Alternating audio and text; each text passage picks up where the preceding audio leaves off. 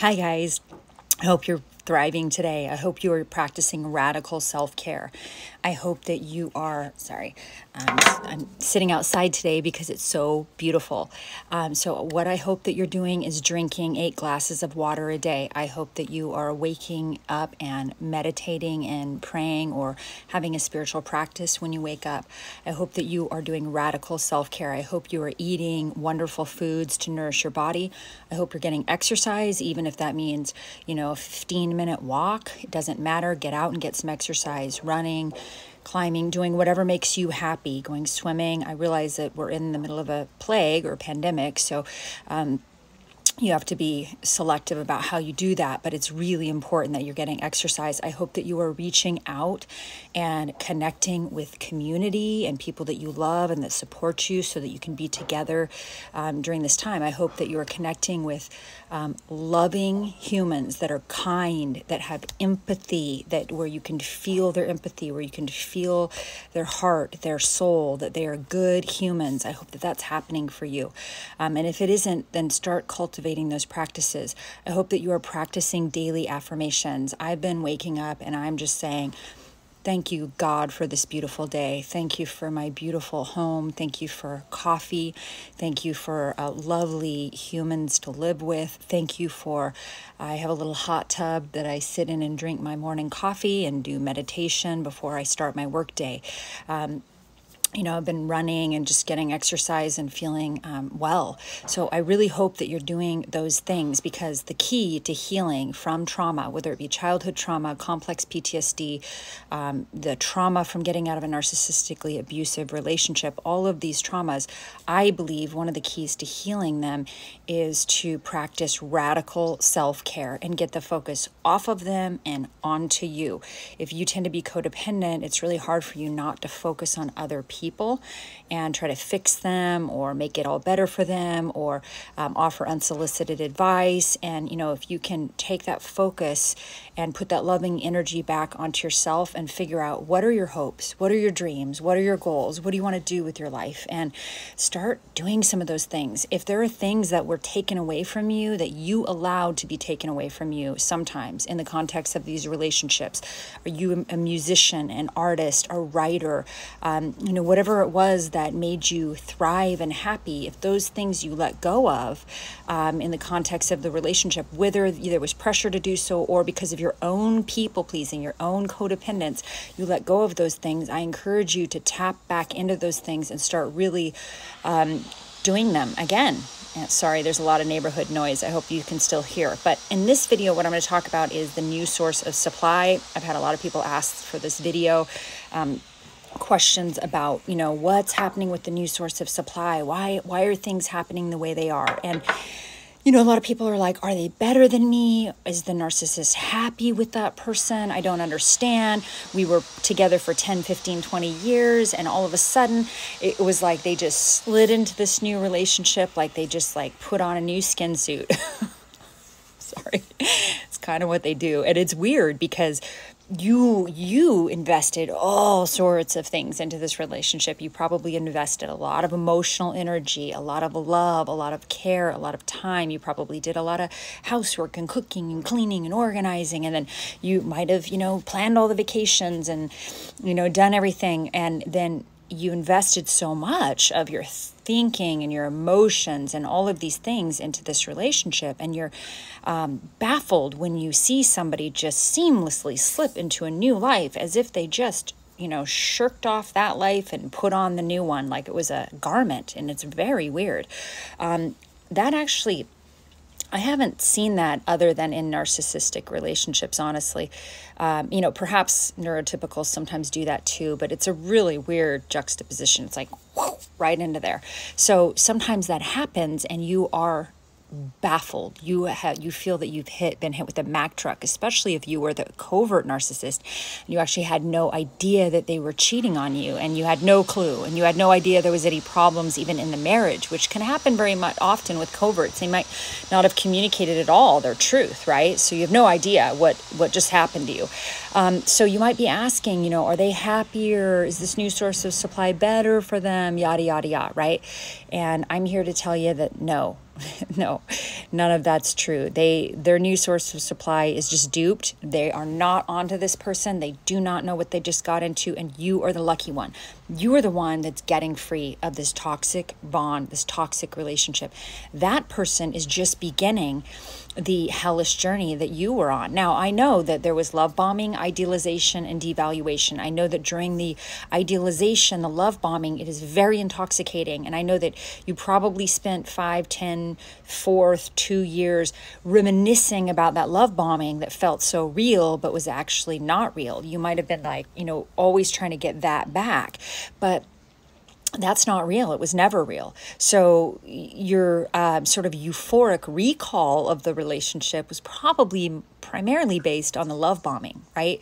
Not the devaluation phase where everything they loved about you in the beginning, they started to devalue and they started to belittle you, treat you with condescension and smugness and superiority, and you were less than, they were better than, and over time managed your expectations down to crumbs. So if that was happening, that's not a healthy, happy relationship. So get out of the fantasy.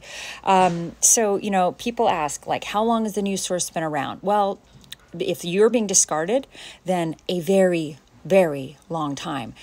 They have been grooming that person. A narcissist grooms people like a pedophile grooms children.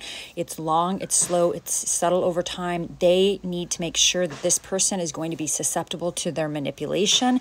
They need to figure out what traumas that person has, what their weaknesses are, so they can later exploit them. Because remember, they're very exploitative. The 3 E's. They act in entitlement, they have no or low empathy, and they're exploitative of others. So, they're going to do that same old, their dirty bag of tricks. They're going to play it on that person too. They're no exception.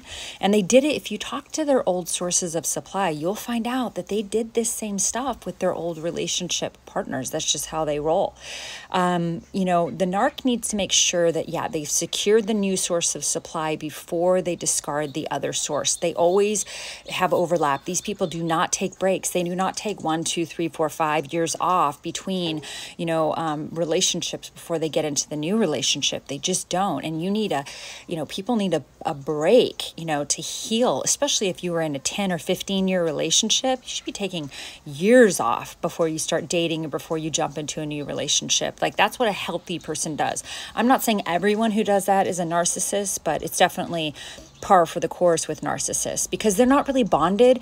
To them, people are very interchangeable and they're very disposable, and they can just, they're washing machines, Maytag, Whirlpool, it doesn't really matter to them. You're not special to a narcissist, and neither is the new source of supply. It's just a, bright, shiny new toy that they can play with.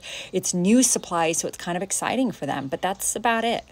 And then, people will say, they'll ask, is this new source of supply better than me? Is there something about them was better than me that makes them, better for the narcissist? And no, they're not better than you. They're different than you probably because, they're just a different human being. But if you ever notice, narcissists don't tend to have a type.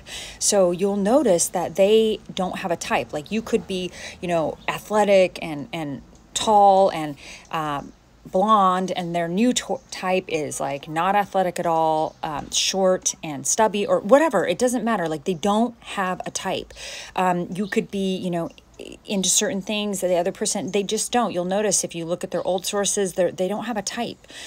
Those of us who are selecting people based on something we like, we usually have a type, right? I have a type, but narcissists don't have a type. Their type is anyone who will give them narcissistic supply that they can manipulate and put beneath them. Anyone that they can feel superior to, right? That's their type. So no, they're not better. They're just new. They're just a shiny new toy. They get bored. Narcs get bored with old sources. So you're just the new source is just their shiny new plaything. And you might feel jealous and envious, and that is very normal. Thank God that you have jealousy, because that means you're a human. Not if it overtakes you and you do bad things with your jealousy, but if you have jealousy, especially if you were in a relationship for 10 or 15 or 20 years, that's normal. That means you have human emotions. I'm so proud of you. But you don't want to feed that jealousy, and you really don't need to be jealous, and here's why. dude, that person is in for a world of hurt. You should, I mean, at some point, I think your jealousy, mine is completely pity. Like, you might start to really pity that person because you know that the narcissist is going to do the same relationship pattern with them that they did with you, that they did with their old sources. It's the idealization, devaluation, and discard. It's what they always do. They get very upset when they realize that their new source of supply is also a human being who has needs and wants that are normal, just like you were. They get really mad when you let them down by being imperfect and human. They just really irritates the heck out of them. They just can't tolerate it because they need to be perfect. They need to have that mask of perfection. So they expect other people to be perfect, and they get really disappointed when people are not perfect. So keep in mind, during the beginning, that person they're love bombing. The narcissist is love bombing the heck out of that person. The narcissist is not going to change for that person, right? They're not. They didn't change for you. They didn't do any work in the relationship, not emotional and psychological work or, work that involves intimacy. They did none of that in the relationship with you, and they're certainly not going to do it with this new source. In order for them to do work, they would have to stop and go, why are all my relationship patterns the same? Why can't I seem to care about people? Why am I always cheating? Why am I always gaslighting? Why am I lying? And then they would actually have to think those things were bad in order for them to stop doing them, right? But they don't really they're moral relativists. They don't really have they don't think it's bad if they lie. They think you're just an idiot if you believe their lies. They think they're really, really smart if they got away with lying. They think that's awesome. They don't have a moral compass that tells them that lying and cheating and gaslighting and manipulating and malignant behaviors are a problem. They don't have a moral compass. So in order for them to stop doing what they're doing, they would have to care and have a moral compass and actually feel guilty and remorse about hurting other people. They don't have empathy, or if they do, it's very impaired. So they can't really connect with the emotional pain that they cause other people. They would have to stop and do some self-reflection. And remember, part of the personality structure of the narcissist is this inability to self-reflect or to do any sort of introspection.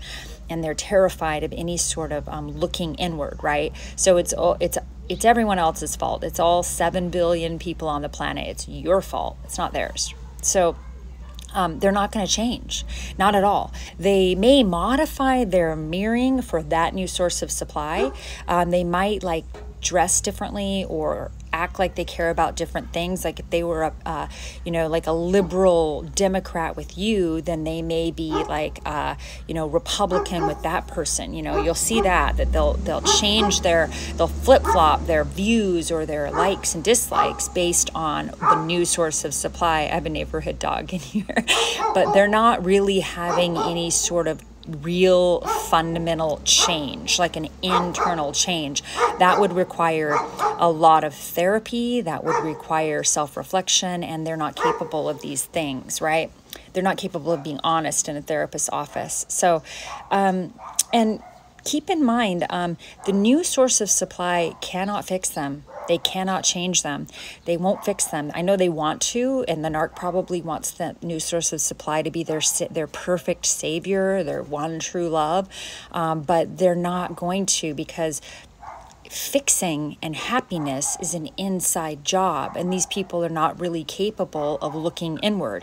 So happiness is an inside job. The narc isn't going to be any more happy with that new source than they were with you or with any of their previous sources of supply. And the same thing that went on in your relationship is going to happen in that relationship. It's just a matter of time. Whatever you do, don't get caught up in their drama and their triangulation. The narcissist has already been using you for triangulation, probably to secure that new source of supply. They were triangulating you the whole time and you didn't even know it. Right? If you didn't know that there was a new source of supply, you had no idea. They were using you to secure that new source through manipulation. And, in some cases, you might get hit by a Mack truck. I never even knew we were having marital problems. I had no idea. I still have no idea what that person thinks was wrong in the relationship. Zero adult communication, in spite of my many attempts to communicate. And as you guys can probably tell, like I'm a pretty straightforward, direct communicator. So I try really hard to, be on board and on the line and direct and honest. In spite of my multiple attempts at adult communication, that was not reciprocated. So I had no idea. I didn't even know there was a news source. This was all sort of news to me. I didn't even know there was marital problems. Not until the year before I found out about a long-term affair. That now I know that was the discard. I just didn't know that that's what was happening, because he wouldn't move out. He wouldn't file for divorce. He wouldn't file for separation. It was the weirdest thing. A mask came off and I was like, oh, who are you? I have not known you. I don't know who you are. And I've been with you for 10 years. Who the F are you? It was really disconcerting. I've been in plenty of relationships and I've never had that happen. I'm pretty sure I've never been with a narcissist, or a sociopath. I haven't. So they are remember, they're using the new source of supply to uphold their image. And this is weird. They're trying to show that, look, I am lovable because this person's with me, and it's the other person's problem. Look, I was able to get somebody else, right? But keep in mind, they had already been working on grooming that person for a long time. If you were married to them, they were already cheating on you. They were already grooming. They were already securing that source for quite some time, usually. Because again, they don't let go of one source without having a new source already in place. If they can, they try to keep both sources as long as possible, or 4 other sources that are sort of tertiary sources if they can.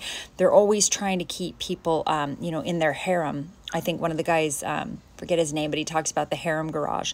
And then narcissists will have no problem with taking their new source of supply to like the same restaurants you guys went to, the same climbing areas you went to, if that person's a climber, which I doubt they will, but the same, like they'll try to, all the stuff that you did with them, they have no emotional like aversion to going to those places. It's super weird. It's like the person just interchangeable. They just put somebody in there, they replaced you, it's you were a whirlpool, they're a Maytag. That's just how it is for them. And let's see, they may be using the new source of supply to try to hurt you. They definitely, especially the overt ones, will do that over the internet. They'll flash it on social media and like, look how happy I am, look at our great life, blah, blah, blah, right? Or they'll try to make sure you hear some way that they were, doing something that you guys had always planned on doing, but they're doing it with the new source, right? And then they want you to think that you're the problem. They really do. The narcissist wants to make it look like you are the problem. And keep in mind, they have been doing a smear campaign with you, probably to their new source of supply. They've been doing it to their friends and family. They've been doing it to their work colleagues. That's why they're so careful about keeping their lives compartmentalized. They keep their work colleagues separate from their home, separate from their family. They keep everyone in boxes so that truth won't come in, so that there's no truth that can conflict with what they've been telling them about you. They've been doing this smear campaign with their new source. So that new source thinks that you're, the devil, right? Because that's what they've been doing. Now, they may have done it, if they're the sociopathic covert types, in a very subtle way. Without being overtly slanderous, they may have just done it in this very subtle, manipulative way, where the new source of supply just thinks you're like, really bad for them, or you just didn't understand the narcissist, or whatever manipulative tactics that narcissist is using. They've probably also been smearing you to their family, maybe for years, and you had no idea. You could have been like, I was a warrior for my the person I was with. If my family ever said anything, I was just like defending him. Even when my therapist pointed things out, I would get defensive because I felt like protective of him. So I actually didn't speak bad about my narcissist, the one I was with, at all, because I didn't think I had anything bad to speak of, and I was very defensive. So a couple of people in my life said there's something wrong with that person, and I would be like, no, blah, blah, blah. But they've been doing the opposite. They've been doing a smear campaign against you the whole time, probably with their family. It might have been very subtle, right? Very subtle, very manipulative, but very dishonest, because they were never able to come to you and tell you the truth about what problems they had with you. They never came and said, hey, I got a problem with this. Can you work on this? Or we need to work on this, or let's go to therapy. Never. So you might have no idea what the problems were that they had. That's the case with me. I had no idea. So that may be the case with you.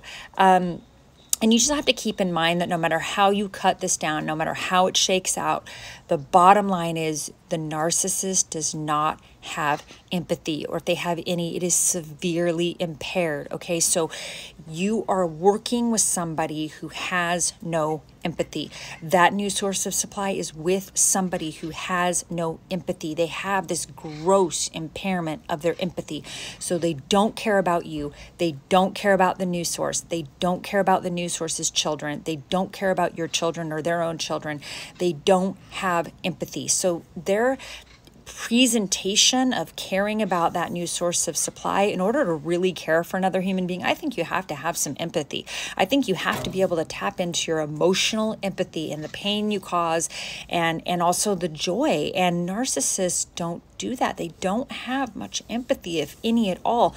So they certainly don't have any for that new source. So this performance, this Academy Award-winning performance that they are sending during the love bombing stages that you had, that's the same thing they're doing with that new source of supply. But eventually that person is going to start being devalued.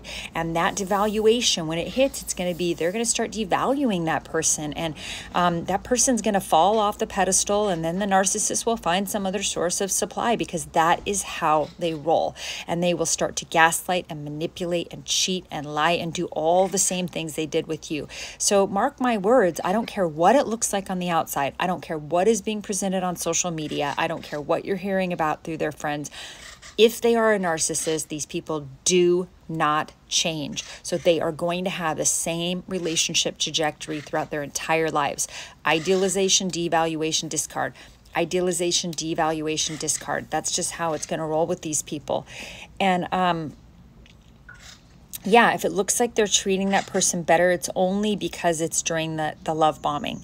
And they're only doing that for presentation, because you have to know that everything narcissists do is very self-motivated. They have a pathological self-centeredness. So everything they do is about how is it going to benefit them. And if they're treating them better, it's just for show. And they're not getting, is the new source of supply getting a better version of the narcissist? Absolutely not. I mean, yes, during the love bombing, it's a better performance, but it's not real. So they're getting the same smug, condescending, superior, silent treatment, stonewalling, narcissistic, cheating, lying gaslighter. That's what they're really going to get. They just don't know it yet. And yeah.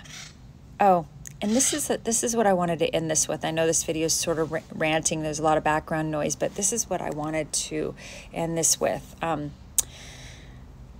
Whatever you do, I know that you might have fears of what life is going to look like beyond this relationship, especially if you were totally trauma bonded and you spent 10, 20, 15, whatever years with them. And what I can tell you is what it's going to look like is amazing. That is what it's going to look like if you make the decision to make it so, and you learn from this and you decide that you are never going to be with another narcissist, and you are going to do your own work on your codependence, address your childhood trauma, and most importantly, you start learning some really healthy boundaries.